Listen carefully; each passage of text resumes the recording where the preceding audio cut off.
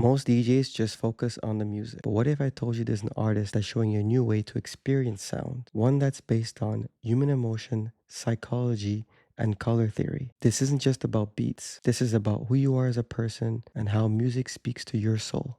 This visionary approach is next level. And in this interview, we're going to break it all down from an underdog mentality to working with Tiesto's label, and even the hidden truth about success and mental health. This conversation is one you don't want to miss. Stay locked in and let's go. Introduce me to your family. Watch my favorite show on TV. Make me breakfast in the morning. You got I'm here with Crimsen Music. How you doing today, brother? Good, man. You're fucking amazing. The weather is amazing. Freaking vibes are amazing. I have known the owner of Mystical, like Asif, and you know, like I love an underdog series story. And what happens is like I've seen people in Toronto scene, and like there's a lot of like high rollers and the people who are like already established. So when I see an underdog trying to do it right and trying to do it with the right principles and the right value systems and everything, is like I have to back that horse, you know. I love that. And I loved Asif's vibe as well. Right. So I was booked and I played in Mystical Toronto, a festival, and it was amazing. The people were amazing. I played a lot of my own music, and it was it just like it fit so perfectly. And I feel like I was a part of a family rather than just like another DJ booked to play a lineup. That's so awesome, man. Yeah. So tell us about your music, brother. What kind of music are you into? So it's very interesting. It's like I try to, like, you know, everybody has like a very specific genre that they kind of go for. And my concept when I started Crimsen was very interesting. It was based on people and psychology. Oh, like I was, wow. Tell me more about this. Yeah, so man. it's like the whole thing that I realized in my life was like I was living my life with one lens of like, you know, who I am and what I should be like and what I should do. And I expected everybody around me to be like that. And if they didn't make the cut, then I just like cut them off and stuff like that. I understand. And then as I grew older and I realized like, oh my God, I feel so like, I feel like there's something lacking in my life. There's like there are people that I loved so much that I like left out because they weren't like hustlers or like people who are just all about that mentality of like just making like, you know, growing and like growth mentality and all that stuff. Yeah, for sure. But then I realized like, okay, wait, all these other people who are not pursuing the same kind of energy or the direction in life still brought so much to my life. Like they were nurturing, they were supportive, they were like, you know, calm people who are like, who have different visions, different like experiences in life that I didn't understand. So I was like, what is this disconnect? And I need to understand what it is that is the disconnect between me and my friends who are different from me, and why do they not want the same things as me? You know, and that made me get deeper into theory, psychology, and like understanding colors and people. Colors and people. Colors and people. Man, so we're like, going in deep, brother. Tell me more about this stuff. So man. it's like if you think about it simply, you can divide people into 4 specific colors. And this is obviously thinking simply, but usually when people interact with each other, it's always thinking only like, are you like me or not? And if you're not, then it's a problem. But that's only one way of thinking. If you think about it, even if you divide it into like 4 different categories of like colors, there's the blues. The blues are the introverted thinkers. They're the people who are like the melancholic people. They love emotional, deep, sad music. Yes. But at the same time, they're like the best planners, like the programmers, the software people, the people who love strategy games and stuff. They love the people who love planning. They hate being rushed. These are like the blues, and they like melancholic music. Then comes the greens. Music. Beautiful. Tell me, The greens are like the introverted feelers. They're the more people who are like the people who are saving the planet. They all care about empathy. They're always trying to make sure like their friends are good. If you go to a rave, they're like the moms of the rave group. You know, they're like, hey, like who wants water? Who wants what? You know, like there's the greens. The yellows. Yellows are the like life of the party. They are like the energetic, like amped up people. They're always the ones who are like, they find a speaker to jump on and dance and like rile people up. They're the people, you know? They're just like thinking about like short term and like happiness, and they're all about that fun. You know, the fun is their number one word. Then finally is the reds. The reds are the extroverted thinkers. They're hardcore hustlers. They're like me. I'm a red and I'm a yellow. At a party, I'm a yellow, and when I'm working, I'm a red. I'm just like Subscribe to my channel at de Renaissance if you like what you see. that anger, motivation, the Right. ego, and all Right, that yeah, stuff. yeah, Right, yeah, that's yeah, the yeah. red. I So hear you. everybody has their own place in society, and I was like, how do I show people that we all exist and we all have similar interests and similar values, Yeah. but still can be have different motivations in life. Yeah. So I figured out, I read a lot about color theory, and one of the things I learned is like there are certain emotions that are associated with each personality type, and music is the language of emotions, right? You know, I totally agree with you. Yeah. That is, what you said on is probably spot on. Like Yeah. colors, people, emotions, it's like it all comes together. It's all and you tied it frequency. into the music, which is It's- like so beautiful for you to Yeah. say that. It's like you had the whole vision together. Yeah. I love that, man. Yeah. So what's your inspiration in terms of the style of music you choose? Tell me more about your music. Yeah, so what I was getting to Right. is like when I play a set, I want to take people through a journey of like the blues, to play melancholic music to start off, take him to the greens, which is like the slightly uplifting music, which kind of like gives people a lot more like insight on the, you know, like the feeling more uplifting feelings, but then take him to like fun, which is like house, which is tech house and stuff like that, which is like all dancey and stuff. So like, if you're talking about genres and stuff like that, the blues can be a little bit more melodic techno, and then when it goes to the greens is like organic house and all that, like Anjuna. Is it because I'm wearing green too? And You say that? yeah, I think I love that, brother. Yeah. And then yellow is like tech house and Yes. house music, which is all piano chords, Yeah, so summer yeah, like vibes, you know, summer. yeah. Whereas the reds is like the dark, the techno, the heavy hitting stuff like that. So for me, I love perfecting understanding a diversity of styles. So that's why like I don't try to like box myself in, because my vision is to like have albums which kind of take people through this whole journey of colors and like emotions, because like in the end, Talk to the people, man. Yeah, Talk to the people, man. That's exactly. beautiful, man. Yeah. That's such a beautiful way of looking at things, yeah, too. thank you. man. I Yeah. really thought about this really deeply when I started the whole Crimsen project. So you tied that into your inspiration. Yeah, Now- and it was like my whole purpose of starting Crimsen. And Yeah. the other thing that I wanted to do was like, I wanted like when I get to a scale when I'm like really big, I want people to have like certain wristbands that are given to them based on their personality test that they take before they buy the ticket. So that, you know, Hey, personalization is where it's at, cuz I love it, bro. So they get these wristbands based on like the color, and they light up when I'm playing. Like when I'm playing blue music, the blue ones light up. When I'm playing green music, the green ones light up. And while this is all happening, the visuals are also conveying the emotions as well as the colors behind for the kind of music that I'm playing.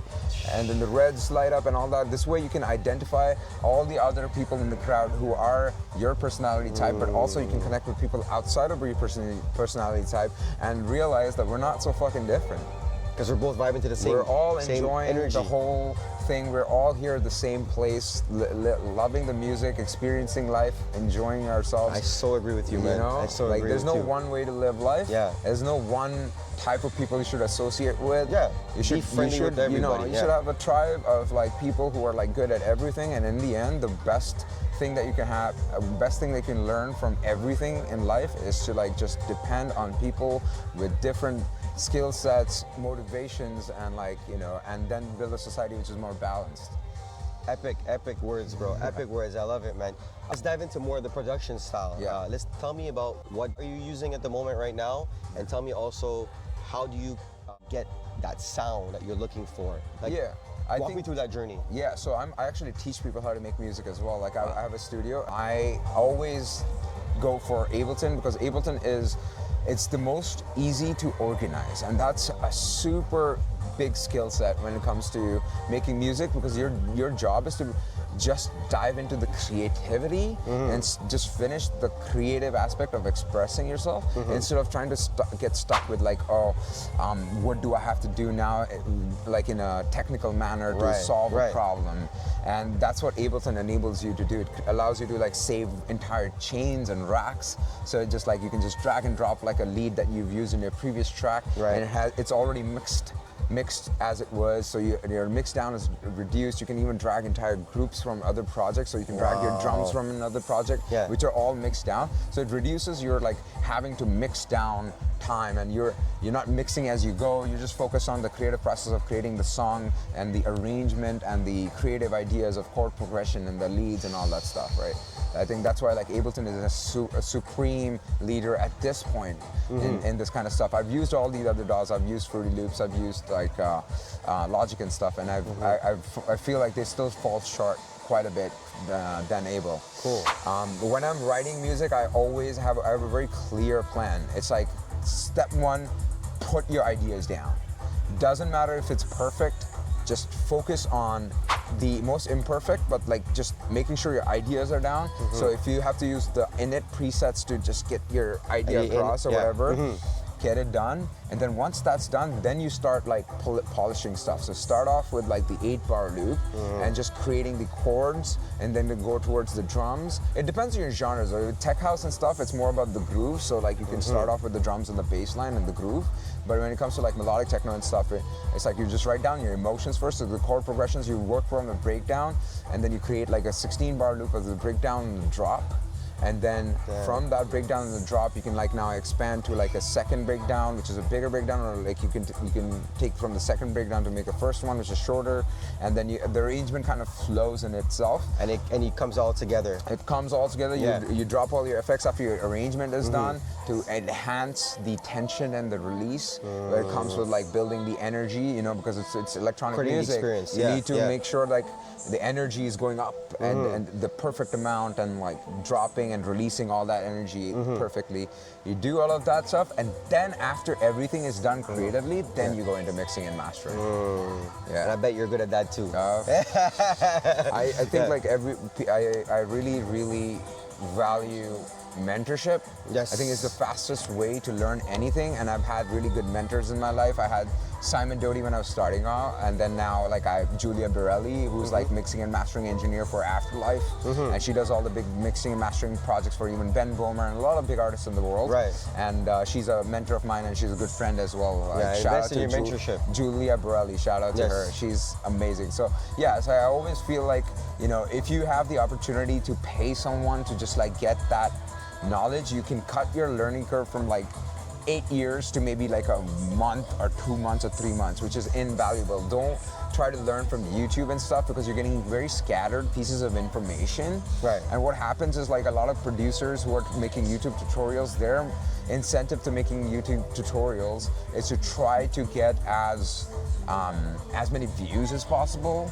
or as many sales on their like sample packs or preset packs or whatever. So it's not like I don't have any problem against them. They're they're just doing what they're doing to you know, to maximize the thing. But the incentives don't align with making sure like a person understands like production to the point where they're going to be successful touring DJs. Right. When that comes to when you like actually start thinking about that, it becomes a lot more simpler. You're just focused on the songwriting. Okay. So like, don't try to make the perfect presets. Leverage the expertise of others and stuff, and find the perfect presets that you can find for those genres and styles. Like, don't waste your time trying to like sound design the most perfect sound. Understand sound design so you can tweak these presets to your own thing. And if you have a vision in your head, then you can at least play it out, and you can work towards that. Yeah. But if there are people who've dedicated years of their life to do that, just leverage them if you can. To teach you, right? That's what it's really for. Like, they're there to literally serve you, right? Which is amazing. Yeah. To kind of like go into a different subject, tell me more about what you're grateful for. You know, what are you grateful for today? Man, honestly, I'm Three things. I'm grateful for living a life of music. I'm living completely solely through music. That's my like income. Music. I have a lot of students, and I'm a mentor to a lot of students who I've seen through all the way to the point that they're touring now. And nothing brings you more joy like than being backstage when they're there, they're living their life, they're so happy, and they're like, you know, they're like grateful for the life that they're living, and they like bring that back to you as well, and you feel like that you have that proud dad moment right there, you know. Oh, I love that, man. I love that for you, bro. I love that for you, man. Yeah. I feel that I just have so many supportive, amazing friends, family that like actually like doesn't try to like undermine art history and undermine love that like for you, brother. music. Yes. They understand like this is what I was put on this planet for, and they're like, we trust you. You do what you need to do. We trust that you can figure it out, even if you have ups and downs. Figure it out. My parents, my sister, everybody's so supportive. I love that. I'm just grateful. I love that for you, brother. Yeah, it's amazing. Grateful for you too, Yo, man. Like I thank just you, met man. you, but you're like, you're Thank great you. vibe. It's Yeah, just the energy, man. yeah, It's like man, the for energy sure. of people. If they're, if you have good energy, dude, it's yeah. You gotta hold on to the people who have good energy. I wanted to ask you as well. What albums are you working on? What are you working on nowadays, bro? Tell us, man. Let the so people know what you're doing, bro. I have a lot of music that I'm like trying to move towards. I'm trying to. I really enjoy the new John Summit actually. Like I love the new like progressive style of things, and I like Experts Only a lot, like as a label. So I'm working on some stuff that I'm gonna like be sharing with them. And I'm going to be working a lot more towards Musical Freedom too, which is like which is Tiesto's label, Right. And he's been really supportive and helpful, and connecting with me and helping me to write an EP for. Sorry, say that one more time. Who?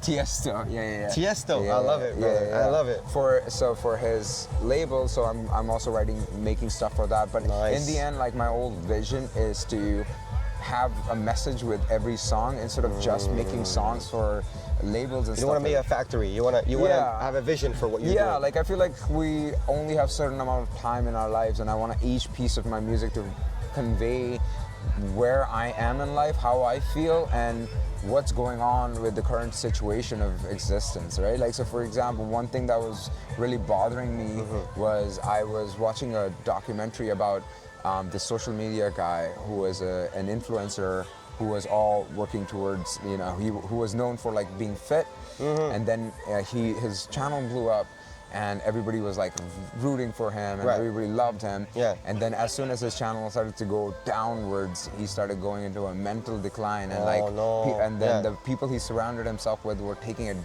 advantage of his mental decline to just like